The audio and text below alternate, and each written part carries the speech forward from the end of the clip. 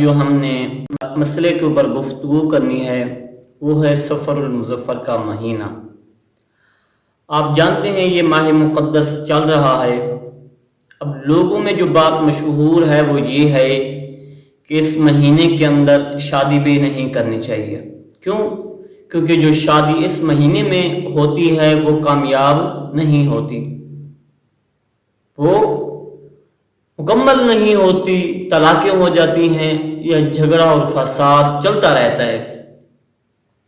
اب مجھے یہ بات بتائیں آپ، کیا جو 11 مہینوں میں شادیاں ہوتی ہیں کہ وہ تمام کی تمام بالکل ٹھیک ٹھاک چل رہی ہیں؟ جبکہ آپ دیکھ رہے ہیں جو چل رہا ہے معاشرے میں، یہ صرف ذہنوں کی باتیں ہیں اور یہ غلط رسمیں اور باتیں ہیں جو کہ ہمارے ذہنوں میں ڈال دی گئی ہیں۔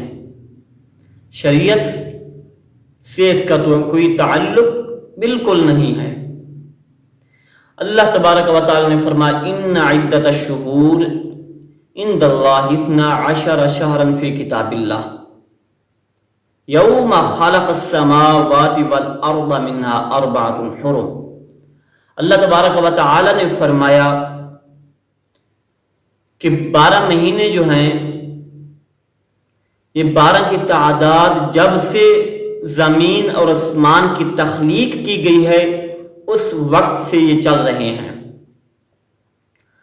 اب نبی پاک صلی اللہ علیہ وسلم کے زمانے میں بھی 12 مہینے تھے، اس سے قبل یعنی جب سے یہ بنے ہیں تو آپ علیہ السلام نے دیکھا لوگ یہی بات کرتے ہیں کہ سفر کو برا بلا کہتے ہیں، تو نبی پاک صلی اللہ علیہ وسلم نے فرمایا والا سفر جو ہے یہ کوئی چیز نہیں ہے۔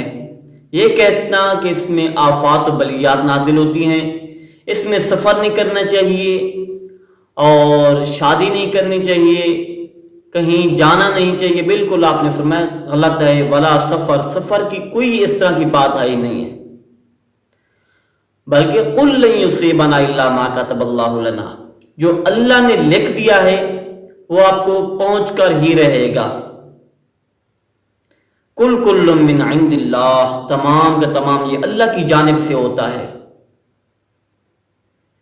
اگر اب لوگ جو ہے اس میں نیک فعلی اور بد فعلی بدشگونی بھی لیتے ہیں۔ نیک فعلی کیا ہے؟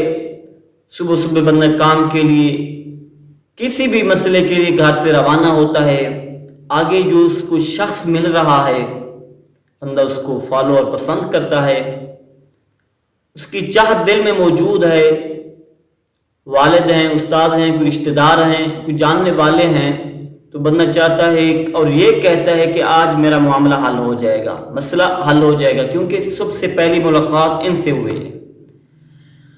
اگر کسی ایسے شخص سے ملاقات ہو جاتی ہے جس کو بندہ ناپسند کرتا ہے، بندہ یہ کہتا ہے کہ آج اس منحوس کا چہرہ میں نے دیکھ لیا ہے تو میرا کام ہونے والا نہیں ہے، بلی کو دیکھ لیا، کتے کو دیکھ لیا، کوا بیٹھ گیا کہیں پہ آواز دی، یہ تمام کی تمام رسمیں ہیں، رواجیں جو کہ ہم نے خود ڈالی ہوئے ہیں، شرع سے اس کا کوئی تعلق نہیں ہے۔ اب دیکھیں جو چیز انسان کو پہنچتی ہے وہ پہنچ کر رہتی ہے۔ کتنے ایکسیڈنٹ دیکھے ہیں، ہوتے ہیں، بالکل معمولی سا ایکسیڈنٹ ہوتا ہے لیکن جانیں ہلاک ہو جاتی ہیں، بڑے بڑے ایکسیڈنٹ ہوئے لیکن اس میں جانی کوئی نقصان نہیں ہوتا۔ جو اللہ نے لکھی ہوئی ہے وہ پہنچ کر ہی رہتی ہے، اور بذات خود کسی کو برا کہنا یہ بھی درست نہیں ہے۔ کسی انسان کو برا کہنا اور کسی اور چیز کو برا کہنا یہ تمام کے تمام برا ہے۔ ہاں اگر آپ کسی کو برا کہنا چاہتے ہیں تو اس کے کام کی وجہ سے اس کو برا کہیں، اس کے پورے ڈھانچے کو، پوری ذات کو برا نہ کہیں۔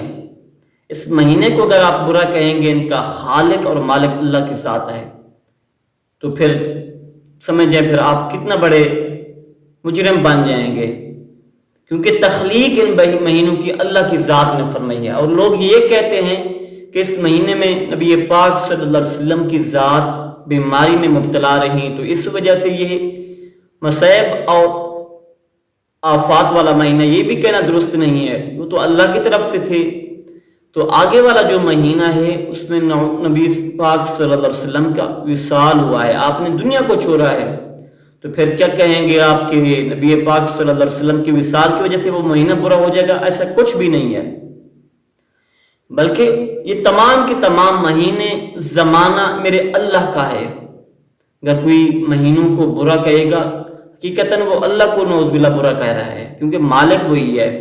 جب اللہ اور اللہ کے محبوب نے فرما دیا یہ مہینے سب کچھ جو ہیں یہ درست ہیں، غلط نہیں ہیں، کوئی آفات و بلیات نہیں ہے، تو پھر ہمیں مان جاننا چاہیے اور اپنی خواہشات کو ترک کر دینا چاہیے، چھوڑ دینا چاہیے، اور وہ جو ہمارے بڑوں نے ہمیں بتائی ہیں اور عورتوں میں مشہور ہو گیا ہے اس پر نہ جائیں، بلکہ اس کو ختم کر دیں، ذہنوں سے نکال دیں۔ جو شریعت کی بات ہے اس کو ذہن میں پختہ اور پکا کر دیں، اور وہی بات آگے اپنے بچوں کے ذہن میں ڈالیں، اپنے ماننے والے جاننے والوں کو بتائیں، تاکہ غلط جو رسم ہے اس کا خاتمہ ہو اور نبی پاک صلی اللہ علیہ وسلم نے جو بات بتائی ہے اس پر عمل کیا جائے۔